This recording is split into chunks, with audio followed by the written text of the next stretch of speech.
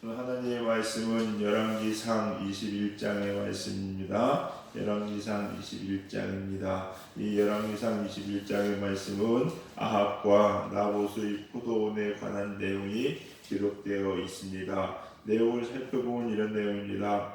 나봇이라는 사람이 있었는데 이 사람이 무엇을 하고 있었냐? 포도원을 아마 경작하고 있었던 것 같습니다. 근데 그 포도원이 어디에 있었느냐? 사마리아, 이스라엘의 수도는 사마리아였는데 사마리아 아합이 사는 왕궁 가까이 있었던 모양입니다.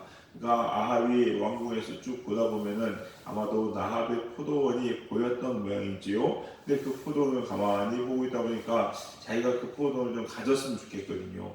그래서 그 포도에다가 내가 원하는 채소도 심고 내가 원하는 것들을 좀 거기다가 심고 키웠으면 좋겠다, 뭐 이런 생각이 들었던 모양입니다. 그래서 나봇에게 이야기합니다. 야, 그 포도원을 좀 나한테 넘겨라. 내가 이 땅보다 더 좋고 더 넓은 땅을 너한테 줄게. 좀 바꾸자 라고 이야기했습니다. 아니면은 그게 마땅치 않으면 내가 돈을 좀 후하게 쳐서 이 포도원의 값을 지불하고 샀으면 좋겠다라고 이야기했어요.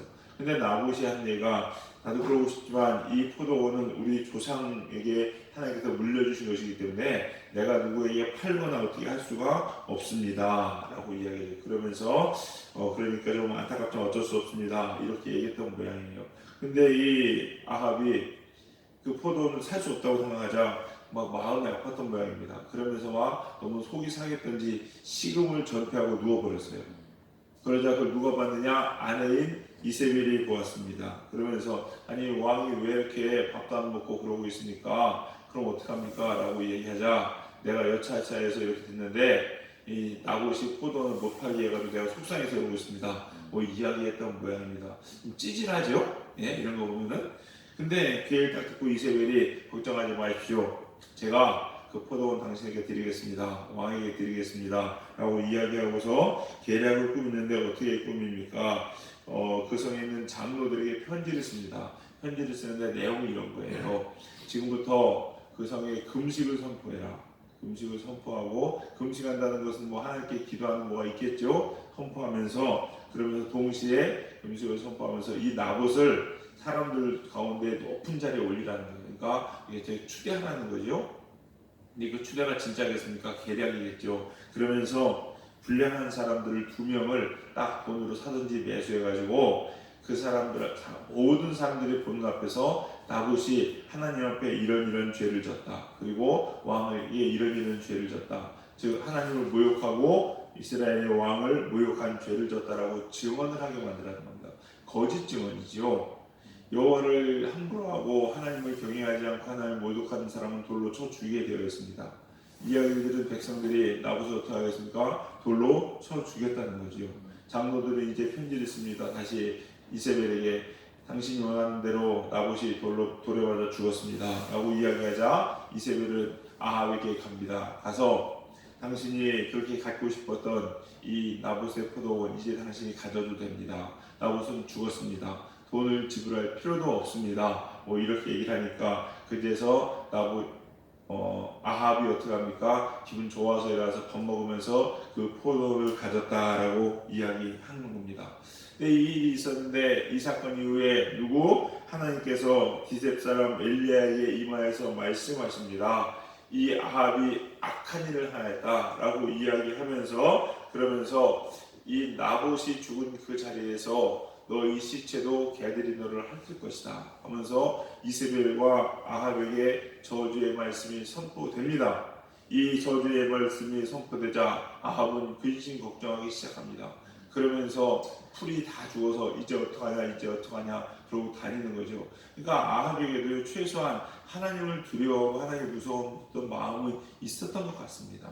비록 그가 아내 이세벨에 의해서 많은 우상을 섬기긴 했지만 그래도 한편으로는 그런 마음이 있었던 모양이죠. 그러니까 하나님의 말씀이 선포되니까 두렵고 떨리는 마음으로 풀이주고 다녔어요. 근데 그걸 누가 보셨어요? 하나님이 보셨어요. 그러면서 엘리야가 이야기합니다. 야, 저 아합 좀 봐라. 내가 그 얘기하니까 그래도 무서워 떨고 두려워 떨면서 저러고 있지 않느냐 라고 이야기하면서 아합의 모습을 보면서, 아합의 겸비함을 보면서 이 재앙을 아합의 시대에는 내리지 않고 그 후손들에게 그 자녀의 시대에 내리겠다라고 이야기하는 게 오늘 본문의 내용입니다. 이 본문의 내용을 통해서 우리에게 주시는 하나님의 교훈을 이 시간 잠깐 살펴보면서 우리 사랑하는 성도님들 은혜 받는 귀한 시간 되시기를 간절히 소망합니다. 첫 번째는요, 자족하지 못하면 죄가 됩니다.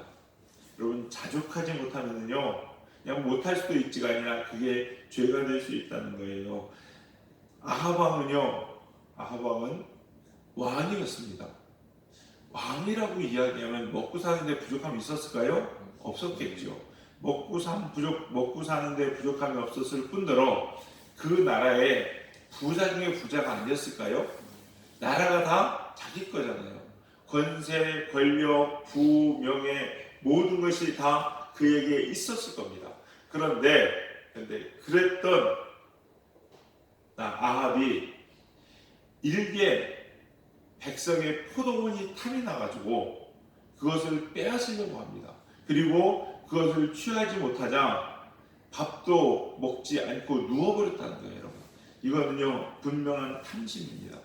나단 선지자가 다니엘을 꾸짖을 때 했던 비유처럼 양 99마리 가진 사람이 한 마리 양을 가진 사람의 양을 빼앗아서 100마리를 채우려고 하는 것과 다르지 않다는 겁니다, 여러분. 그래서 우리 사랑하는 성도님들 꼭 이 탐심의 마음을 지하여 버리기를 주님의 이름으로 간절히 축원합니다. 탐심이 있으면요 결과가 뭐가 나오냐? 감사를 잃어버립니다. 하나님께 감사한 마음을 잃어버리고 불만을 자꾸 쌓아갑니다. 그리고 탐심에 눈이 어두워서 사리 분별을 하지 못하게 됩니다. 무엇이 옳은 건지 그른 건지도 모르는 거죠, 여러분. 그야 한마디로 눈동자가 돌아갑니다, 여러분. 그래서 범죄하게 된다는 거예요. 우리 사랑하는 성도님들, 이 모든 죄가요, 이 탐심에서 나오는 것들이 참 많다는 거예요, 여러분. 그래서 디모데전서 6장 7절에서 11절 말씀을 우리가 잠깐 봤으면 좋겠는데 한번 찾아보겠습니다. 디모데전서 6장 7절에서 10절입니다.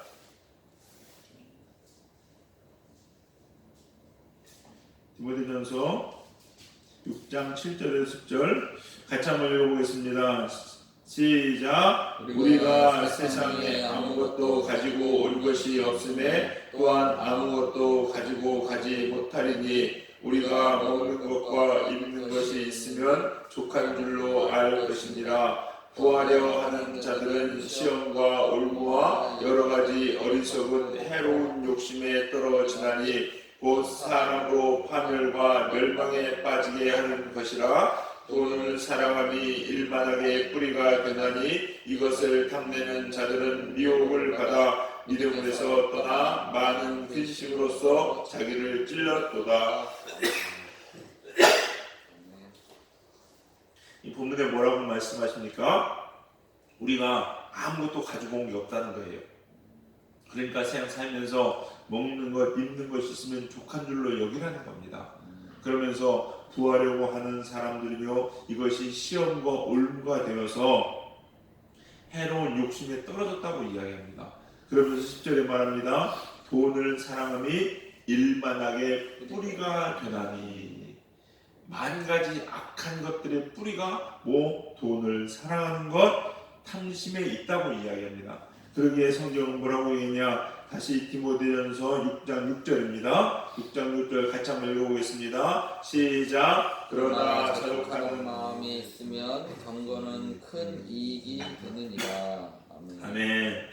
자족하는 마음이 있으면 경건은 뭐하다고요? 큰 이익이 된다라고 이야기하는 겁니다. 우리 사랑하는 성도님들, 사람이요 탐심을 내고 욕심을 내기 시작하면요 끝도 없습니다. 어떤 분은 이야기합니다. 사람의 마음은요 우주보다 넓다고 이야기합니다. 채울 수가 없습니다.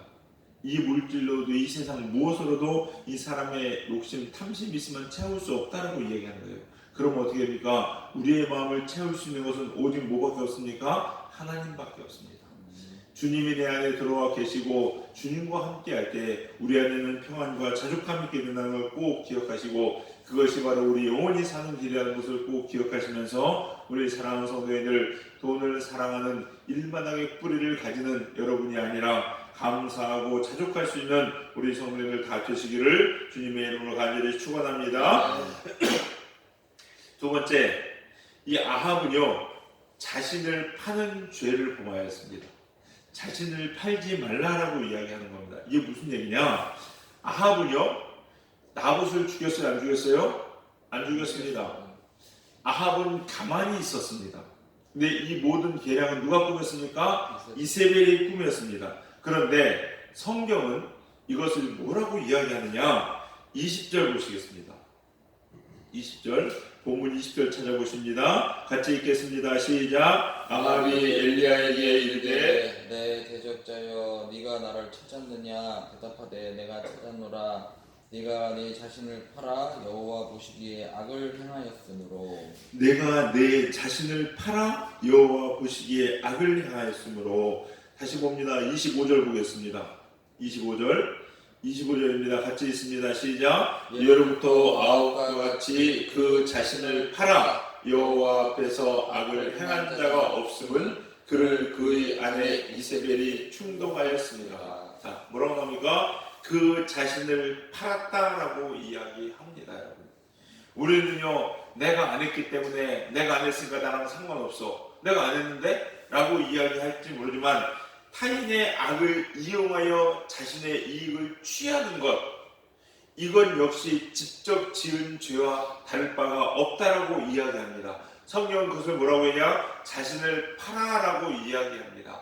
암묵적인 동의, 역시 동의입니다. 이런 사람이 무서운 것은 뭐냐? 더 회개할 줄을 모릅니다. 왜? 내가 직접 내 손으로 한 게 아니거든요. 그렇기 때문에 내가 했다고 생각을 안 하고 있는 겁니다, 여러분. 그러나 성경은 분명히 이야기합니다. 그건 역시 네가 한 것이라고 이야기하는 것이요. 많은 사람들이 이렇게 자신을 파는 일들을 참 많이 합니다. 많이 합니다. 비록 내가 내 손으로 하지 않았지만은 저 사람이 악한 것을 보면서 그냥 내버려 두는 거예요. 그러면서 왜? 나도 그에 대한 부수적인 이익이 있기 때문이라는 거죠. 이거는 동일한 범죄라고 성경은 분명히 이야기합니다. 타인의 잘못을 이용하는 것, 사람의 악한 습성을 교묘하게 이용하는 것, 이것은 하나님 보시기에 동일한 죄라는 것을 꼭 기억하시기 바랍니다.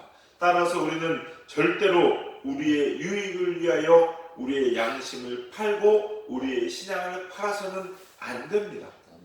파는 순간 하나님 앞에 큰 죄가 되는 것이고 하나님은 다 기억하고 있다는 거예요. 여러분 보시기에요, 잘못된 것이 있으면요 잘못했다고 이야기하셔야 되고요, 불의와 타협하시면 안 됩니다. 더욱이 그것이, 그 불의가 나한테 유익이 된다 싶으시면요 여러분 그거는, 그 유익은 취하시면 안 됩니다. 하나님은 이걸 뭐라고 말씀하시냐? 너 자신을 팔았다라고 이야기하는 거죠. 이세벨을 통하여 나봇의 포도원을 아합이 취한 것과 같은 것이라는 겁니다. 우리 사랑하는 성도님들, 우리 자신을 팔지 않는 여러분 되시기를 주님의 이름으로 간절히 축원합니다. 세 번째, 우리가 알아야 될 것은 무엇이냐? 하나님은 회개하면 용서하신다는 겁니다. 엘리야의 말을 듣고 아합은 철저하게 회개합니다. 오늘 거기 성경을 보니까 27절에 아합이 이 모든 말씀을 들을 때에 그의 옷을 찢고 굵은 배로 몸을 동이고 금식하고 이렇게 나와 있어요. 즉 아합은 이 이야기를 듣자요 가슴을 찢으면서 옷을 찢으면서 금식을 했다는 겁니다. 그리고 굵은 배로 몸을 동였다는 것은 마치 자기가 죽은 사람처럼 되었다는 거예요. 여러분, 그러면서 하나님 앞에 어떡하지 주님 어떡합니까 라면서 가슴을 치고 회개했다는 거예요. 그러자 하나님께서 어떻게 하십니까? 29절에 엘리야에게 이렇게 얘기합니다. 야, 아합이 너 내 앞에 겸비하는 것을 봤냐? 그러면서요, 그가 내 앞에서 겸비하여서 내가 이 재앙을 그의 때 내리지 않을 거야. 그 후손들에게 내릴 거야 라고 이야기합니다. 만약에 아합이 이렇게 겸비하여 아합 때에 재앙을 내리지 않았고 그 아합의 자녀가 또 하나님 앞에 겸비했으면 그 재앙은 다시 그 후손에게 갔을 겁니다. 계속 하나님 앞에 겸비한 사람은 하나님께서 치지 않으신다는 거죠. 여러분, 우리 사랑하는 성도님들, 이게 하나님의 사랑입니다. 아무리 악한 아합, 우리가 이스라엘의 악한 왕을 뽑으라면 주저함 없이 아합을 뽑는 그러한 왕이었지만 이런 사람도 하나님 앞에 겸비했을 때에 하나님께서 어떻게 하십니까? 용서해 주신다는 거죠. 우리 사랑하는 성도님도 이게 하나님의 사랑임을 꼭 기억하시기 바랍니다.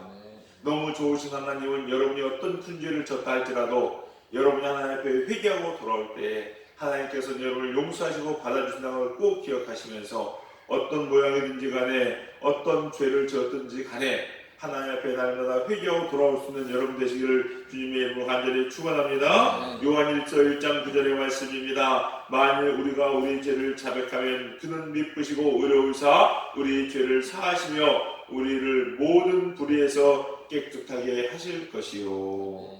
하나님께서 자기의 죄를 자복하고 용서를 구하는 자에게 하나님의 용서와 자비를 베푸신다는 것을 꼭 기억하시면서 우리 사랑하는 성도님들 오늘 또 이 사랑의 하나님 앞에 나와 우리의 죄를 자복함으로 용서받으실 수 있는 그래서 하나님의 큰 사랑과 은혜 가운데 거하시는 우리 사랑하는 성도님들 다 되시기를 주님의 이름으로 간절히 축원합니다. 기도하시겠습니다. 사랑과 은혜가 풍성하신 주님 오늘도 이 새벽에 귀한 하나님의 음성을 들려주시니 주님 감사합니다. 하나님 우리 살면서 하나님께서 내게 주신 것에 감사하지 못하고 자족하지 못하는 모습이 참 많이 있었음을 용서하여 주시옵소서. 돈을 사랑함이 일만하게 뿌리라고 말씀하셨사오니 하나님 탐심을 버리는 저희들 되게 하여 주시옵시고 자족함으로 경건의 큰 유익을 가지고 살아가는 복된 성도인을 되게 하여 주시옵소서. 아합은 자기 자신을 팔아 아버지 범죄하였습니다. 하나님 혹 우리가 살면서 불의한 것을 보고 하나님 그 불의한 것을 방치함으로 우리의 유익을 삼지는 않았는지 하나님 이 시간 돌아보게 됩니다. 우리 사랑하는 성도님들 불의에 타협하지 않게 하여 주시옵시고 불의한 유익을 갖지 않는 저희들 될 수 있도록 인도하여 주시옵소서. 혹 우리 살면서 그러한 죄를 졌다면 이 새벽 시간 주님 앞에 나와 용서를 구하오니 하나님 아합을 용서하시고 그 재앙을 아합 땅에 내리지 아니하신 하나님의 자비하심과 긍휼하심을 우리에게 베풀어 주시사 하나님 우리도 다 주님 앞에 회개하는 저희들 되게 하여 주시옵시고 겸비한 당신의 백성들 될 수 있도록 인도하여 주시옵소서. 이 새벽 시간 성령님께서 우리와 함께 하시고 큰 은혜로 채워주시며 믿고 감사드리며 모든 말씀 예수님의 이름으로 기도했사옵나이다. 아멘.